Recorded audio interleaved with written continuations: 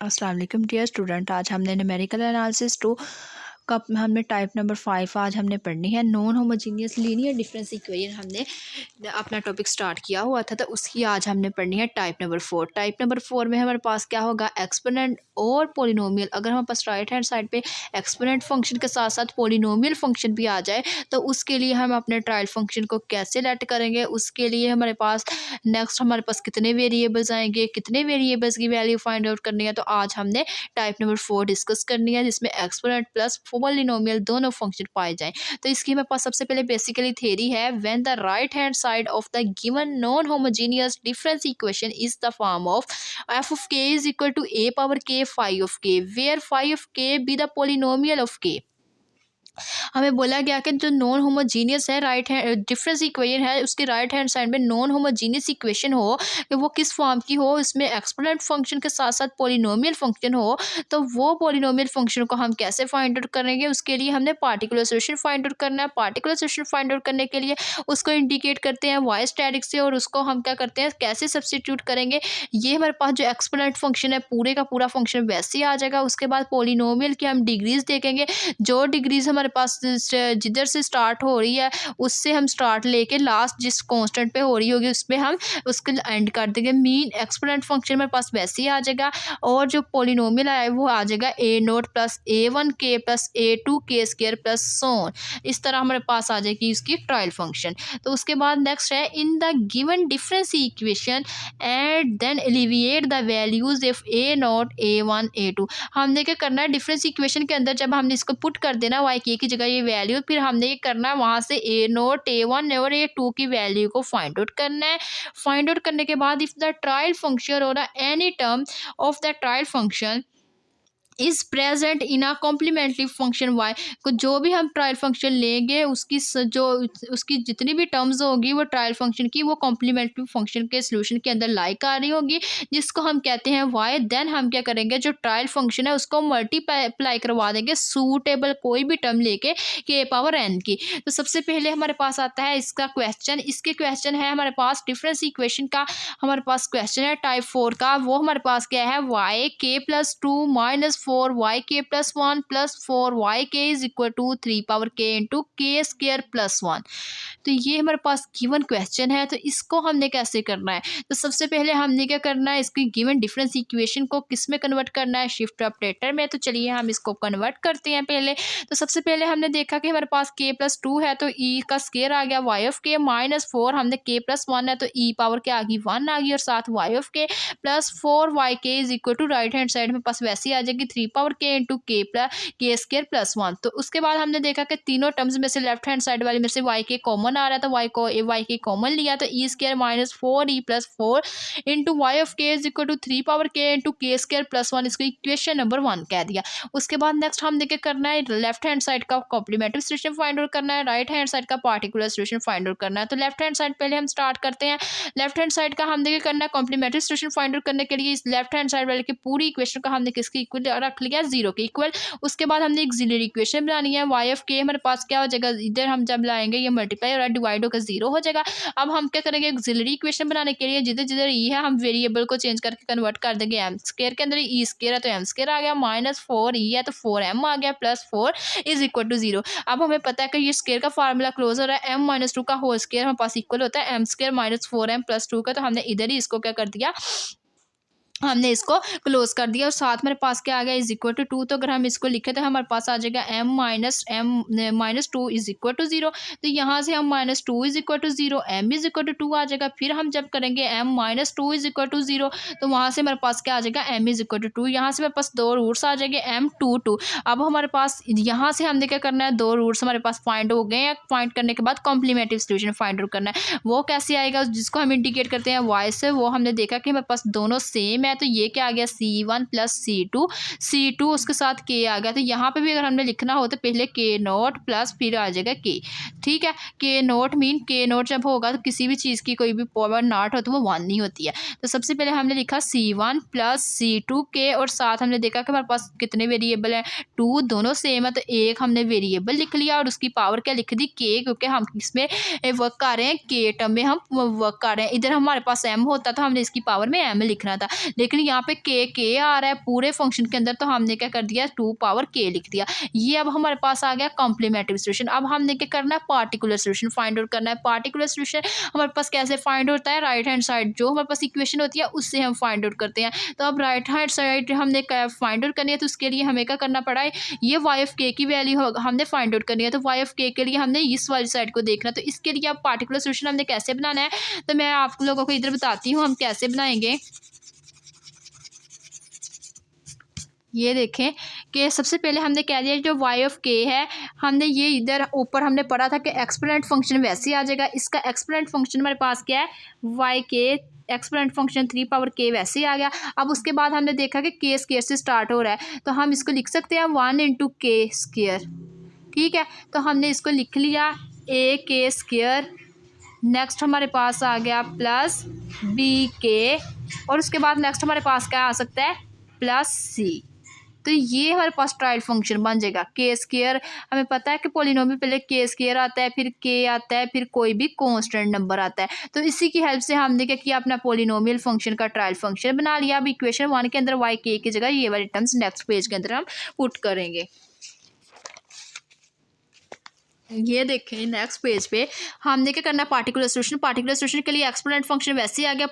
Polynomial की degree हमने check की, वो के स्क्वायर से स्टार्ट हो रही थी, उसी की हेल्प से हमने पॉलिनोमियल फंक्शन बना लिया। ए के स्क्वायर प्लस हमारे पास बी के प्लस सी, तो ये इसको इक्वेशन नंबर 1 के अंदर पुट किया। वाई के की जगह ये वैल्यू पुट की। पुट करने के बाद 1 बाय 1 पहले ई स्क्वायर को पूरी टर्म्स के साथ मल्टीप्लाई करवा दिया, माइनस 4 ई को पूरी टर्म के साथ मल्टीप्लाई करवा दिया, प्लस 4 पूरी टर्म के साथ मल्टीप्लाई करवा दिया, is equal to 3 power K into K square plus 1। अब हमने क्या करना है, लेफ्ट हैंड साइड और राइट हैंड साइड पे जो 3 पावर के है, हमने इसको सोल्व करके किसी तरीके से इसको खत्म करना है। तो इसको खत्म करने के लिए सबसे पहले हमने क्या किया, एक्सपोनेंट की जो भी हमारे पास जो शिफ्ट ऑपरेटर हम एक्सपोनेंट पे कैसे अप्लाई करते हैं, हमने जो प्रीवियस वीडियोस है उसमें हमने टाइप नंबर 2 के अंदर पढ़ा था। जो एक्सपोनेंट फंक्शन हो वो हमारे पास शिफ्ट ऑपरेटर के अंदर ऐड हो जाता है, पॉलिनोमियल के अंदर उसको क्या कर देते हैं, सम कर देते हैं। जो शिफ्ट ऑपरेटर होता है वो हम इसका यूज़ इस तरह करते हैं। तो 3 पावर के जो एक्सपोनेंट फंक्शन होता है उसकी पावर ऊपर होती है, तो उसकी पावर ऊपर जाके हमारे पास ऐड हो जाती है। तो पॉलिनोमियल की हमारे पास के की पावर हमारे पास वेरिएबल के साथ ही होती है, तो वो वेरिएबल के साथ वाली के जो के की वैल्यू होती है उसके साथ सम हो जाता है। तो इसी तरह हमारे पास हमने देखा कि अब हमने शिफ्ट ऑपरेटर अप्लाई करना है 3 पावर के ऊपर। तो 3 पावर के वैसे ही, तो शिफ्ट ऑपरेटर की पावर 2 है, तो 2 इसके ऐड होगी, तो ये क्या बन गया 3 इंटू के प्लस 2। इसी तरह ए हमारे पास शिफ्ट ऑपरेटर के अंदर अप्लाई होगा तो वो ए ही रहेगा। इसी तरह अब नेक्स्ट हमारे पास के स्क्वायर है, तो के ऊपर हमने क्या शिफ्ट ऑपरेटर अप्लाई किया, के प्लस 2 का होल स्क्वायर बन गया, प्लस बी हमारे पास वैसे ही आ गया। बी के बाद उसके बाद हमारे पास टेक्स्ट क्या है, के की हमने देखा शिफ्ट ऑपरेटर क्या है, प्लस 2, तो प्लस सी जब हम होगा शिफ्ट ऑपरेटर के साथ मल्टीप्लाई तो वो कांस्टेंट सी ही रहेगा। इसी तरह नेक्स्ट हमने इसी तरह अप्लाई करवा देना है। 4 हमारे पास वैसे ही आ गया। 3 हमने देखा शिफ्ट ऑपरेटर की पावर क्या है 1, तो वो 3 के प्लस 1 हो गया। इसी तरह ए के ऊपर हमने क्या करना है, शिफ्ट ऑपरेटर अप्लाई करवाना है, उसकी पावर क्या है 1, तो के प्लस 1 का होल स्क्वायर प्लस बी, उसके बाद हमने हमारे पास के है तो के प्लस 1 आ गया, उसके साथ प्लस सी मल्टीप्लाई हुआ शिफ्ट ऑपरेटर के साथ, तो वो सी ही रहा प्लस। उसके बाद हमारे पास ये सारी टर्म वैसे ही आ जाएगी।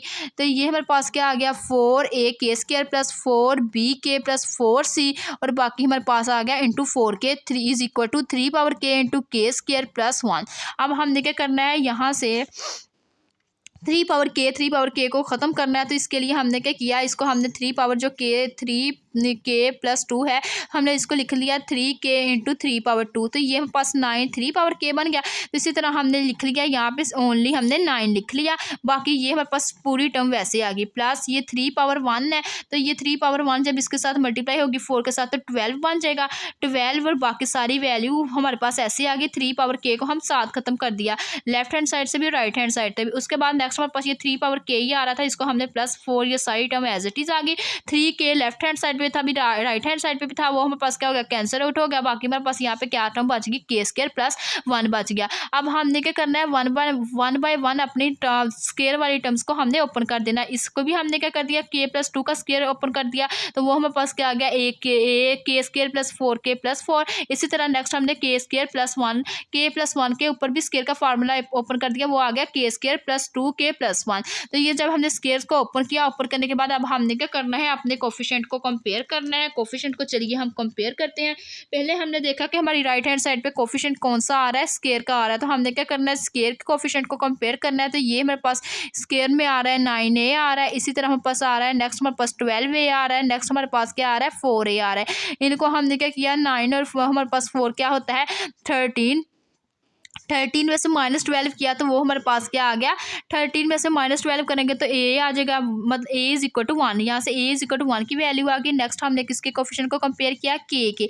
ये हमारे पास के स्क्वायर के कोफिशिएंट थे। अब नेक्स्ट हमने के कोफिशिएंट को कंपेयर किया तो उसमें हमारे पास क्या आया, के साथ हमने देखा ये पास के वाली टर्म है तो ये सारी क्या बन जाएगी, ये यहाँ से हमने देखना है ये के वाली टर्म है तो 9 4 क्या बन जाएगा 36 से। उसके बाद नेक्स्ट हमने देखा ये भी के वाली टर्म है तो ये 9b बन गया, प्लस उसके बाद हमारे पास नेक्स्ट क्या आ रहा है, नेक्स्ट हमने देखा कि ये हमारे पास के स्क्वायर वाली है और ये 12 2 में पास आ गया 14 -14 भी आ गया, प्लस इसी तरह हमने बी वाली टर्म देखी तो वो हमारे पास क्या आ रही थी 12 बी आ रही थी, प्लस उसके बाद नेक्स्ट हमारे पास क्या आ रहा था ये 4b इज इक्वल टू, हमने देखा कि के वाली टर्म वो है नहीं थी, इज इक्वल टू 0।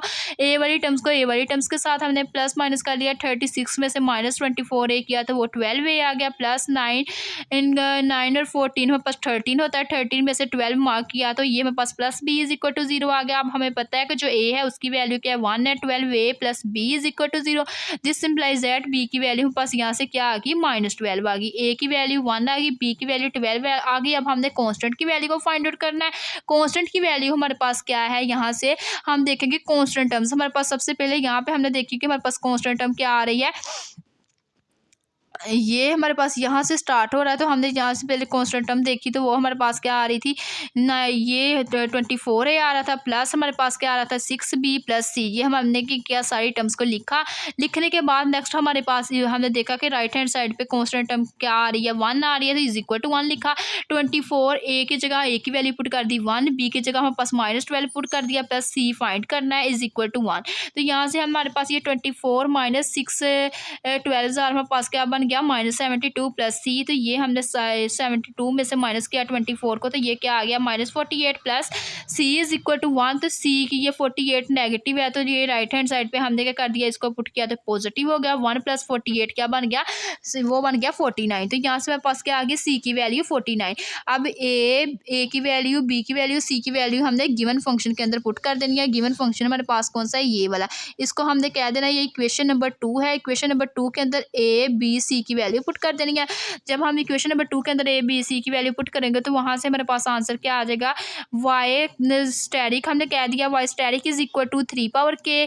a की वैल्यू क्या थी 1 तो k स्क्वायर आ गया, -12 थी, b की वैल्यू -12 थी 12k, प्लस c की वैल्यू क्या थी 49। तो ये हमारे पास क्या आ गई, इसकी वैल्यूज आ गई, पार्टिकुलर सोल्यूशन आ गया। जनरल सोल्यूशन फाइंड आउट करना है। जनरल सोल्यूशन फाइंड आउट करने के लिए मेरे पास इसका फार्मूला क्या होता है, y k plus y static mean complementary solution plus particular solution. Complementary solution हमारे पास क्या आया था C1 प्लस C2 के 2 पावर k, प्लस इसी तरह हमारे पास पार्टिकुलर सोल्यूशन क्या आया है 3 power k into k square -12k plus 49।